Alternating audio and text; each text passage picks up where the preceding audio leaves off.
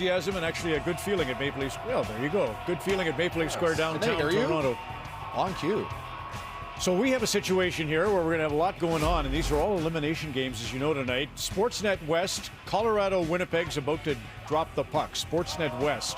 Sportsnet Pacific, you are guaranteed not to miss anything in Vancouver. Like a little bit of pregame, a little bit of puck drop. We will probably give you some overtime bonus coverage of the Boston game, but Sportsnet Pacific is your home for the Vancouver Canucks' critical fifth game against the Nashville Predators, leading that one 3-1. And we'll turn our attention a little bit to that game in a second. Let's get back to the 60 minutes we've seen so far at TD Garden. And Kelly, you want to start with Joseph Wolls' big save? Oh my gosh, has he been good? And I don't know if you guys remember the pregame show, but I said I was concerned about that ankle injury he had that he'd come back from. And I never really, pardon me? Silly.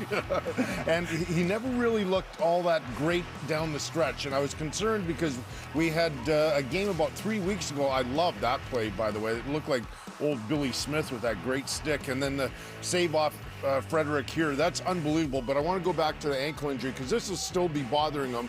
But I have not seen any signs whatsoever of his movement being bothered by that. One thing that Boston does, and just watch this in overtime, is they'll always have a guy in front in the offensive zone, just in front of the net, and they'll go up the boards. Instead of cycling it back down, they'll whip it at the net. They've done that a few times, looking for a bounce, looking for some sort of rebound. It was funny when he lost his skate blade, Jeremy Swayman, during the, or Wool, I should say, during the warm-up. Again, pregame show, we talked about that whole thing. Yeah, he's because he has an ankle injury, right, Kel? That's why. No, I'm just kidding. But these are the guards that goalies put on the post for practice, so they're not constantly smacking their blade against the post and dulling it. He takes them off halfway through warm-up just to get a feel, just to get his bearings, because when you do press your steel against the post, there is a little bit different texture. There's maybe a little bit more of a glide, Kel, I would say. And the rubber guard would maybe have more friction, so it would stop you. So anyways, getting the look at that, but we missed right there that he lost his blade, ironically smashing his blade against the post. Well, he was funny fortunate moment for us, Elliot. He was fortunate the whistle blew because the refs don't have to blow the whistle if you lose your skate blade, right? Right. So play can continue on, so good break for the Leafs. Well, I thought they handled it right. Like, make sure the chance was over and then do it. Yes, that's the way it should be. And for the viewer, that you can't stand on the plastic. It's impossible. No, you can't. It's absolutely impossible to stand on ice in the plastic. So it's interesting how many low shot games we're seeing in the Stanley Cup playoffs. The Edmonton Oilers have managed a victory with 12 shots. Vancouver's managed a victory with 13 shots, and we're seeing a low shot game here this evening, Elliot. But what we'd like to see is maybe a couple players be a bit more aggressive. A couple players who've had great games. Max Domi's played very well. Mitch Marner's played very well. They both passed up shooting opportunities. And, you know, Marner he's always passed first. Everybody knows that. He had a good look here. He passed it up and tried to make another play. And then, of course, that was a tough one there. And then Domi on the 2-on-1.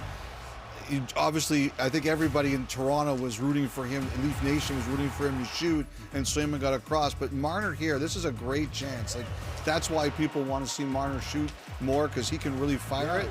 He's got a great shot. That was a great opportunity. And Toronto still has the edge in the face-off circle, 62% of the game. Maybe that's the difference in overtime on an offensive zone, like the play you just showed there with Domi winning it. Because these guys, it's going to take something strange to beat them the way they're both going. And in a way, this is something strange. Brad Marchand, they tried to set him up at the top of the game, and they tried to set him up again in the third period, and it's just like the gallery gods are against him tonight. Jim Montgomery went over to Marchand at one point. Calm him down. Yes. And I thought he was good in that tussle, obviously with Holmberg. But nonetheless, do you have those, Brian? There's one first shift of the game. Boston might have been overpassing a little bit. Don't know if it's jitters, but it's an opportunity that normally Marchand clutch games. Although, having said that, he missed the breakaway late in the game that cost them the Florida series a year ago. So sorry, Brad, to bring that up. And now we're going to cut to Vancouver coverage. Just kidding. But there you go. So there's a couple of opportunities that it just doesn't feel like it's their net. Let's do our picks. Elliot. I went first last time. Oh, well then, how generous of you. Kelly, you go. Okay, I'm going to be kind to you. No, it's okay. I'm going to go Domi, and I'm going to go with Coyle, because Kevin and I We both picked Geeky, but I'm gonna give you a break and go Coyle. Okay, so I'll go McAvoy and Matthew Knies. That's rotten. Yeah, you were on next. All right. I will go next if it's okay, Elliot. Yeah, since you're so absolutely. generous. It's your show. In honor of Bob Cole, I am going with the two Captain Morgans. Geeky, so thankfully you didn't take Oh, okay. and Morgan Riley. So I got the Morgans. Interesting. You guys took all. I love when booze influences your decisions.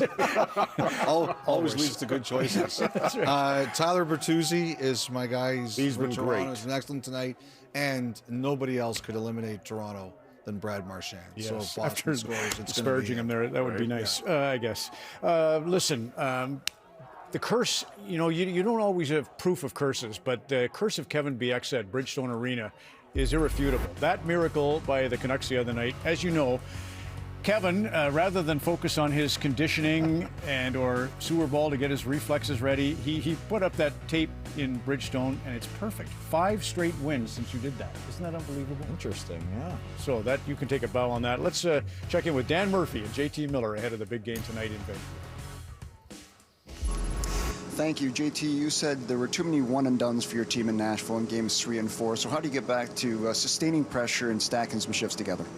Yeah, I think it's just more about our forecheck, right? Like we're guys without the puck have to skate a little bit more F2 and F3 so they can get on top of their players because they do a good job of swarming so they can break the puck out easily. And, you know, last couple of games we kind of got away from that. So, you know, F2 and 3, if we don't, you know, those guys got to get up the ice so we can shrink the ice on them. I know you guys would love to wrap it up tonight, and nobody wants to fly back to Nashville, but can it be dangerous thinking about what you want? Yeah, absolutely. I think it's, for us, I think it's, you know, kind of a blessing. We haven't played our best the last couple of games. I mean, we came out with wins, which is fantastic, but, you know, we should be a desperate team today and understand we have to be better, and I think the timing is nice. Coming back home, lots of energy from the crowd and the fans in the city, so, you know, we should be ready to start this game tonight. There's no excuses. Coach always says you guys have to be comfortable in games where you're maybe not playing your best and be patient and try to come through in the end. Was Game 4 a little bit too extreme in that thinking? Yeah, I mean, it was kind of a good first couple shifts of the game. I thought we came out ready, but then they just started applying their pressure, and we kind of sat back. So we can't let them dictate the game. We know they're a good hockey team, and they work really hard. And we've proven that when we dictating and moving our legs, the rest kind of takes care of itself. Good luck and have fun. Thanks, Murph.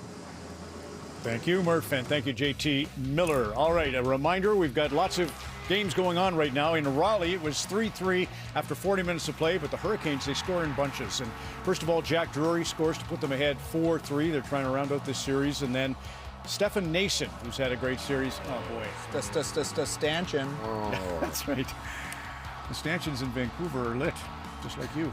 5-3 right there for the Hurricanes. So the game in Winnipeg, as you can tell, is starting. So that is on Sportsnet West. If you want to go over and catch Colorado and Winnipeg, it's Sportsnet West, and the game is on now. Sportsnet Pacific, we are glued to the Vancouver telecast for you. You won't miss a thing from Rogers Arena, but we will have bonus coverage and our coverage from Boston next.